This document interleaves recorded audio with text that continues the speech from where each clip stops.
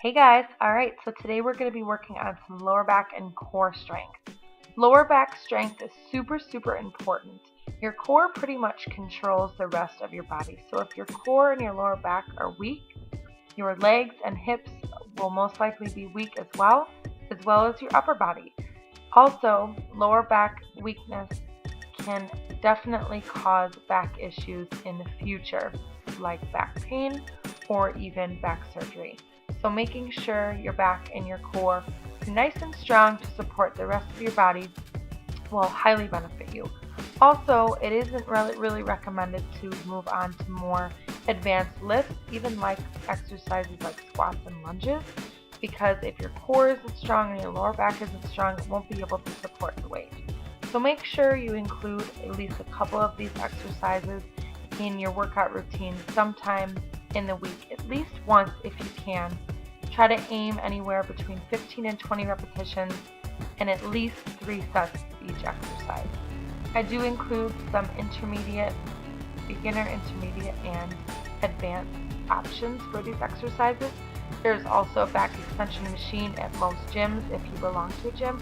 If not, no worries. The first and the second exercises that I show can be done on the floor or with one stability ball, and you can get a stability ball for probably about $15 at Walmart. Alright guys, hope you enjoy the rest of the video. Bye!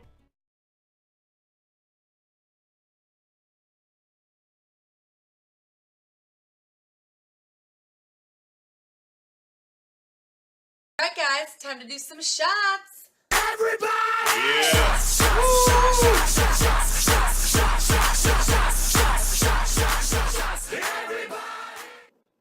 Wheatgrass shots, that is. Are you ready?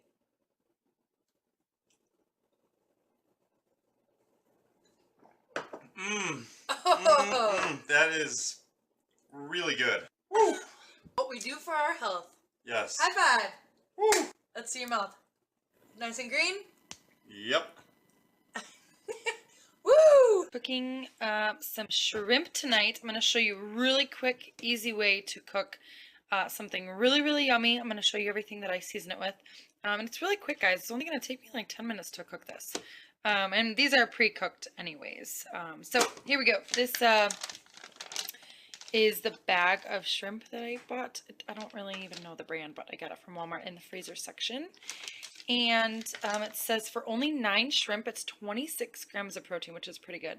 And per bag, it says 3, and I got 28. So score, we got 1 extra. What I do is I just throw in some cooking oil, or you can also spray the pan if you don't want any extra calories. I use coconut oil to cook with. This is awesome. Helps support lean muscle, helps lower cholesterol, and it's actually an immediate form and a long-lasting form of energy. Throw shrimp in the pan, and I'm just gonna mix all this together, and then I'll go ahead and show you what seasonings. Alright, to season the shrimp, I'm going to use ground black pepper, pink Himalayan salt. This is actually really good for your body versus like the normal highly processed iodized salt, as well as garlic powder. On the side, we're also going to have some salad. And I like to make salads ahead of time, or at least not any dressing on them, but just like to cut up a bunch of different vegetables like spinach and romaine lettuce and spring mix or whatever, and a bunch of different vegetables. So it's pretty much just ready whenever you want to just grab a few handfuls for just a quick salad. And I know a lot of people don't like to prepare salads just because it's kind of a lot of work cutting up everything and preparing everything, but if you do some of it ahead of time, it's really easy to be able to just grab it quick and go. I just threw in a few tablespoons of this Light Smart tomato sauce. Normally I make my own tomato sauce just with a couple of cans of tomato sauce and then just season it myself, but this one is a good one. Generally these have a lot of sugar, but this one is 7 grams for the half cup, which still sounds like a lot, but normal brands actually have about twice that amount. And I don't really use too much. As you can see, I only used a few tablespoons just to season it a little bit more. Also on the side, we're going to have roasted red potatoes. This is one of the Bird's Eye frozen vegetables, the bag of frozen vegetables. I was just feeling a little lazy tonight. Sometimes it's nice to just be able to throw these in the microwave and just eat it right out of the bag.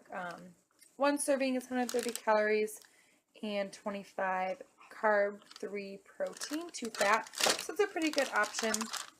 These are already chopped up already, so I will show you when I'm all done. The finished product, I have 1 serving of the red potatoes.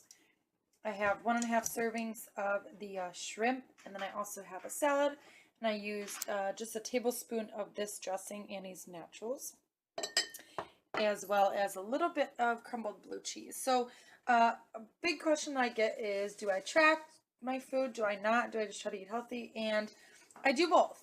So if I'm stuck and I don't have a way of measuring my food, I generally try to stay high protein, lower carb in general, lower fat in general. But if I do have a chance to weigh and measure out my food, then yes, I do. So things like, for example, like the blue cheese or the dressing or the carbs, I definitely try to measure them or weigh them as accurate as I can. No, you're not going to be super, super accurate, and you really don't need to be unless there's a specific purpose to, like your doctor has you tracking, or if you're doing a competition or something. But generally, learning what foods are good for you and what aren't, and what amounts are good for you and what aren't. You know, it's all about trial and error, figuring out what works well for your body. But the biggest thing I would say is just focusing on whole foods. Try to stay away from fake foods, sugar-free products. I myself use them a little bit, but you generally want to try to stay away from those. So learning basic nutrition is important. So I hope that I can help teach you guys little tips and tricks here and there. And I hope you guys can learn from me and all my knowledge that I can share with you. So, all right, I'm going to go chow this down. Guys, I had to have dessert. Hello. All right, so here is the ice cream that I love. Arctic Zero, lactose-free, non-GMO. Cookie dough chip is my favorite flavor. It actually has real cookie dough chunks in it. And for the whole pint, it's actually only 300 calories, but I only have 1 serving here, so half cup is 75 calories, 3 grams of protein, 11 carbs, and 2.5 grams of fat, compared to Ben & Jerry's, which is like 4 times at least of all that.